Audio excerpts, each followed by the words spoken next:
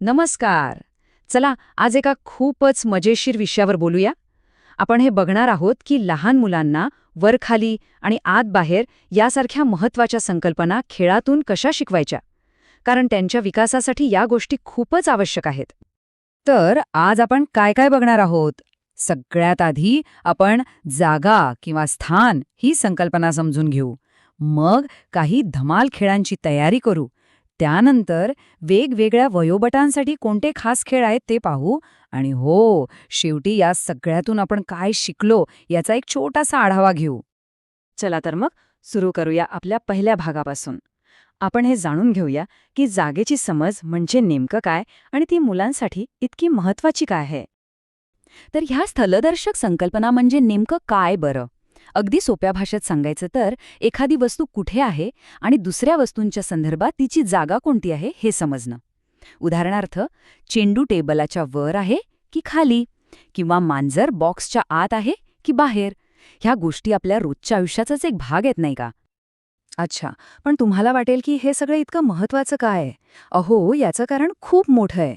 जेव्हा मुलं या संकल्पना व्यवस्थित शिकतात तेव्हा त्यांच्यासाठी गणित, भाषा आणि रोजच्या आयुष्यातल्या समस्या सोडवणं खूप सोपं होतं. खरं तर हा त्यांच्या भविष्यातल्या शिक्षणाचा एक मजबूत पायाच आहे. आता येतोय सगळ्यात मजेशीर भाग, म्हणजे खेळाची तयारी. चला बघूया, या खेळांसाठी आपल्याला कोणत्या अगदी साध्या सोप्या वस्तूंची गरज लागणार आहे. हे बघा, काही फार मोठं सामान नाहीये. आपल्या घरात सहज मिळणाऱ्या वस्तू, जसं की टेबल, खुर्ची, एक चेंडू आणि एखादी टोपली किंवा बॉक्स. सोबत चित्र काढायला कागद, पेन्सिल आणि हो, खेळात अजून मजा आणण्यासाठी खंजिरीसारखं एखादं वाद्य असेल तर उत्तमच. आता ही स्लाईड जरा लक्ष देऊन बघा, ही खूप महत्वाची आहे.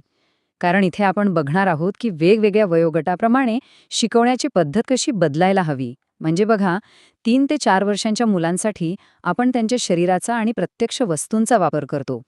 4 ते 5 वर्षांच्या मुलांसाठी आपण चित्रकलेची मदत घेतो आणि 5 ते 6 वर्षांच्या मुलांसाठी खेळात थोडे नियम आणि वेग आणून त्यांना चॅलेंज करतो.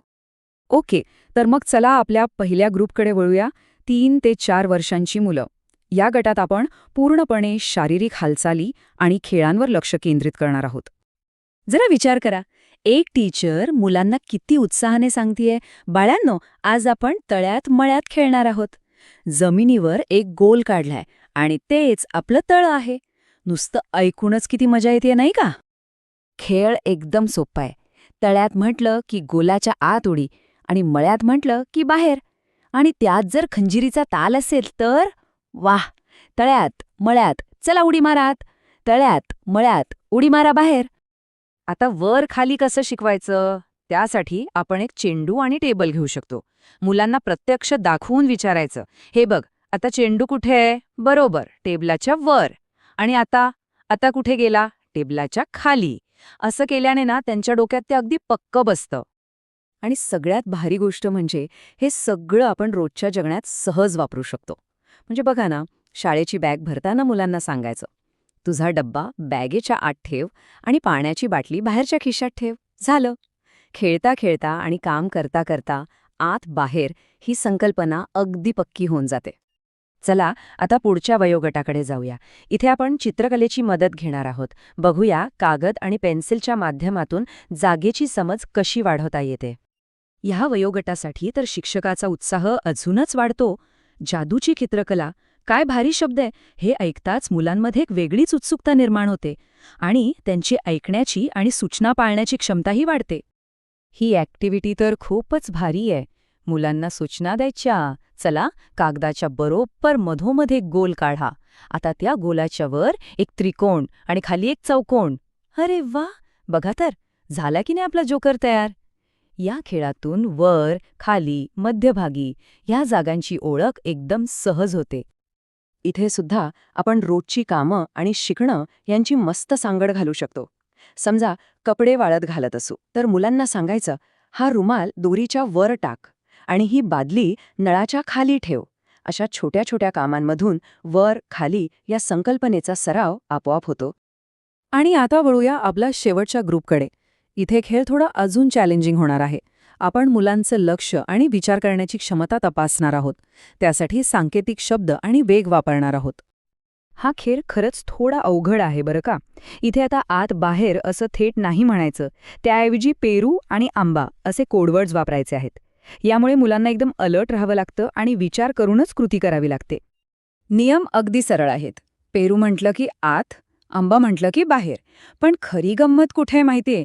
जेव्हा टीचर मुद्दाम पेरू पेरू असं दोनदा म्हणते.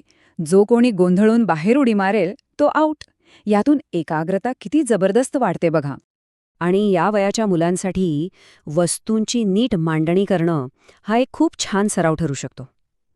म्हणजे खेळण्याचं कपाट आवरताना सांगायचं, मोठ्या आणि जड गाड्या सर्वात खालच्या कप्प्यात ठेव आणि हलकी खेळणी सर्वात वरच्या कप्प्यात.